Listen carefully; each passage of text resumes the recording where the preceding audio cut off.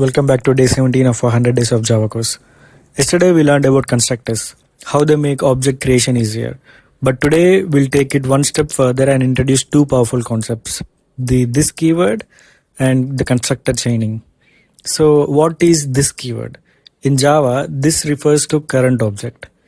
Why do we need it? Because sometimes variable names inside a constructor or a method can confuse Java. For example, class user string username, user string username, this dot username equal to username. Here, this dot username refers to objects variable. Username refers to the parameter. Without this keyword, Java wouldn't know which one you're talking about. And what is constructor chaining? Constructor chaining means one constructor calls another constructor inside the same class. We use this to call another constructor inside the same class. Why? To avoid repeating code.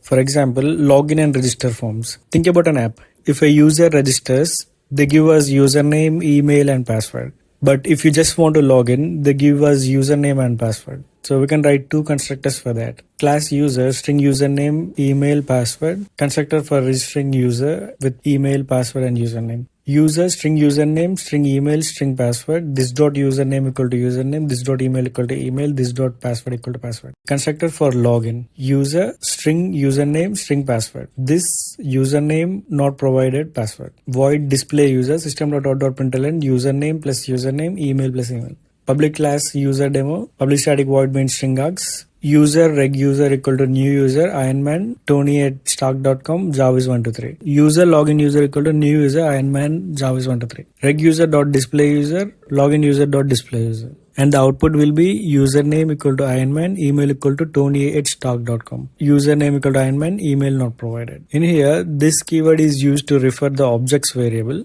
This constructor is used for constructor chaining. Constructor chaining avoids duplicate code and makes things cleaner.